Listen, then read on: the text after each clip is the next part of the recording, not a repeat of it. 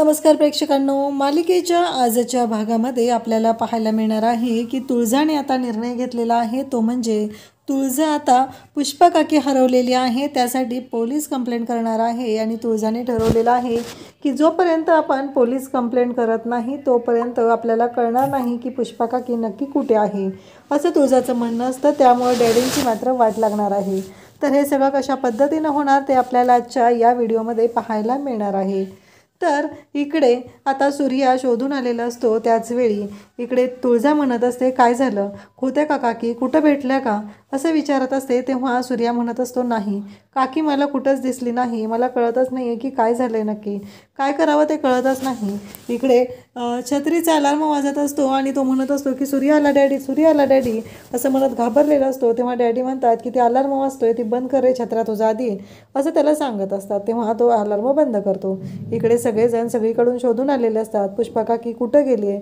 धनू म्हणत असते की वहिनी तू काल पुष्पा काकीला असं म्हणायला नको होतं। तेव्हा राजू म्हणत असते की वहिनीचं काय चुकलेलं होतं आणि पुष्पा काकीच्या एवढ्या चुका आपण माफ केलेल्या आहेत, त्यामुळे मला नाही वाटत की तिने वहिनीवर चिडून गेली असेल, वहिनीला पण तिनं माफ केलंच असतं।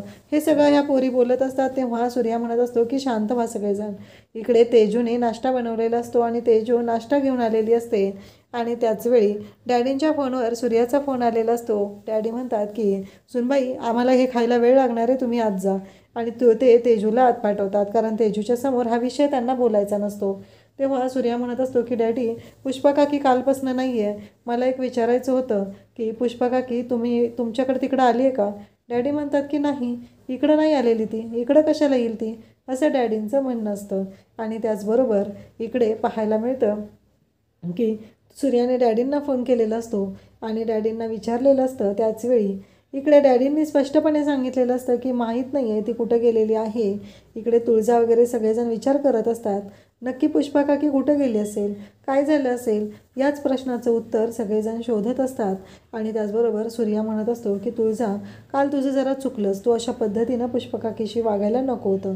सूर्याचं पण तेच म्हणणं असतं, पण शेवटी पुष्पा काकी पण सोडून गेलेली आहे, नक्की काय झालेलं असेल, पुष्पा काकी कुठं गेली असेल, असे अनेक प्रश्न आता तुळजाच्या पण मनात असतात। तुळजा ही विचार करत असते, काही झालं तरी ह्या प्रश्नांची उत्तरं तुळजाला पण शोधायची असतात आणि तुळजा विचार करू लागलेली असते। धनू म्हणत असते की वहिनी तू असं बोलायला नको होतं, तू काल पुष्पा काकीला लईच वाईट बोलली।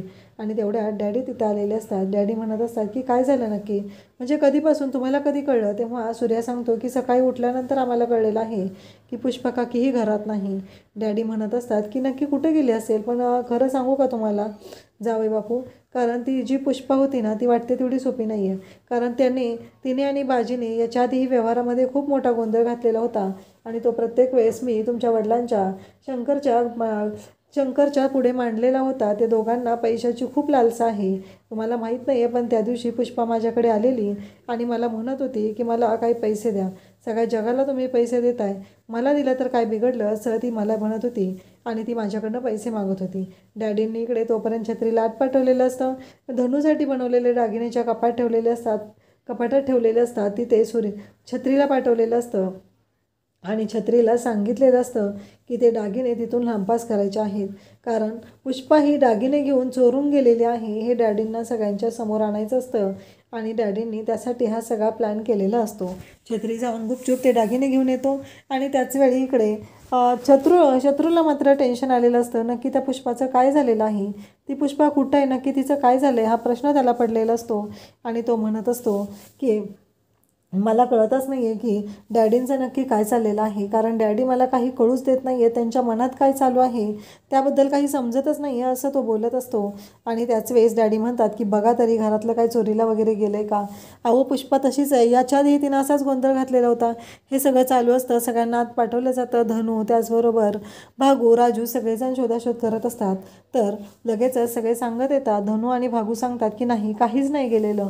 आणि त्याचबरोबर इकडे राजू सांगू येते की आपण धनू दीदीसाठी जे दागिने बनवलेले होते ते दागिने चोरीला गेलेले आहेत। हे ऐकल्यानंतर सगळ्यांना धक्का बसलेला असतो आणि त्याचबरोबर सगळे म्हणत असतात की हे कसं शक्य आहे। तेव्हा डॅडी म्हणत असतात की मी तेच सांगतोय ना तुम्हाला, कारण ती आली होती आणि त्याचबरोबर ती आली होती, आम्हाला पैसे मागत होती आणि त्याचवेळी आम्ही तिला पैसे द्यायला नकार दिला होता, म्हणूनच तिने हे केलेलं आहे, तिला म्हातारपणाची तिची सोय करायची होती.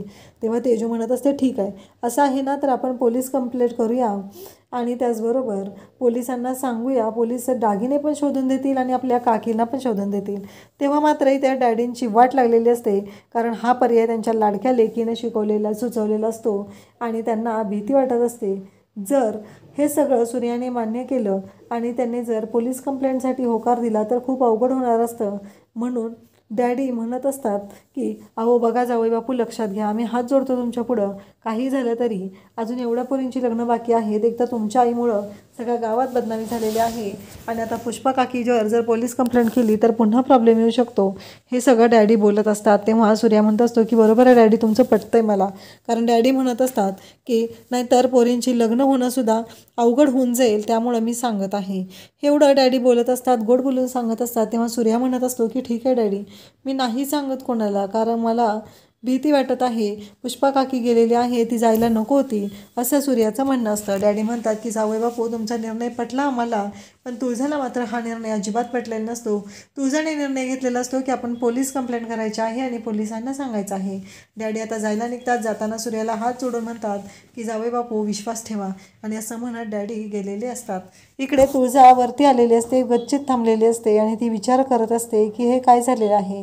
त्या दिवशी तर पुष्पा काकी मला बोलायचा प्रयत्न करत होत्या, काल रात्रीही मला त्या म्हणत होत्या, त्यांचा मूड पूर्ण बदललेला होता, त्या हसत होत्या आणि त्या मला म्हणत होत्या की मला काहीतरी तुला सांगायचं आहे तुळजा, पण तुळजा म्हणते की मीच ऐकलं नाही आहे, मी असं का केलं, पुष्पा काकीला मला काय सांगायचं होतं, असे अनेक प्रश्न तुळजाला पडलेले असतात. तेवढ्यात सूर्य तिथे येतो आणि हात जोडून तुळजाची माफी मागू लागतो. तुळजाला म्हणतो की तुळजा मला माफ कर, तू मला बऱ्याच गोष्टी सांगण्याचा प्रयत्न करत होती पण मी तुझं ऐकून घेतलेलं नाही, असं तुळजाला सूर्य सांगत असतो आणि तुळजाची माफी मागत असतो.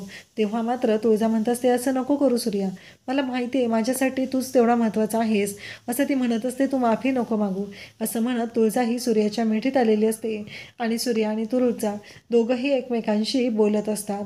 त्याचवेळी डॅडी इकडं दारू पीत बसलेले असतात. ते म्हणत असतात, पुष्पा पुष्पा पुष्पा पुष्पा, आज जर तू जिवंत असते तर ओली दारू पिलो असतो आणि आज तू इथं नाही आहे म्हणून हे सगळं होतं आहे. तेवढ्यातच त्यांना शत्रू विचारू लागतो की काय झालं डॅडी नक्की. तेव्हा डॅडी सांगतात की नाही, आता काही सांगितलं जाणार नाही आणि तुमचं तोंड कसं आहे माहिती आहे ना, एखाद्या ठिकाणी पहिला बसला आणि हे जर सिक्रेट तुम्ही बाहेर काढलं तर वाटच लागणार आहे. शत्रूला मात्र राग येतो आणि शत्रू तो ग्लास तिथं आदळतो आणि तिथून निघून जातो. त्यानंतर डॅडी दुसरा ग्लास भरतात, डॅडींसाठी छत्री दुसरा ग्लास भरतो आणि डॅडींकडे घेऊन येतो आणि डॅडींना ते पहिला देत असतो. डॅडी म्हणत असतात, कसं आहे माहिती आहे का, की ह्या ज्या जखमा आहेत त्या वेगळ्या आहेत आणि काही झालं तरीही मला तिचा शोध घ्यावाच लागणार आहे. डॅडी त्यांच्या रूममध्ये आलेले असतात. तेव्हा शालन तिथं आलेली असते आणि शालन म्हणत असते, मला बोलायचं आहे. तेव्हा डॅडी म्हणत असतात की आत्ताच्या आता निघा, आम्हाला काही बोलायचं नाही आहे, आम्ही सांगितलं आहे ना. आणि त्याचबरोबर ते म्हणतात की एक गोष्ट करा, कारण काही झालं तरीही ही गोष्ट कोणाला कळू द्यायची नाही आणि ती पुष्पा सापडली की घेऊन यायचं. आम्ही आमच्या कामासाठी तिला आणली होती पण आमचं काम अर्धवट टाकून ती गेलेली आहे.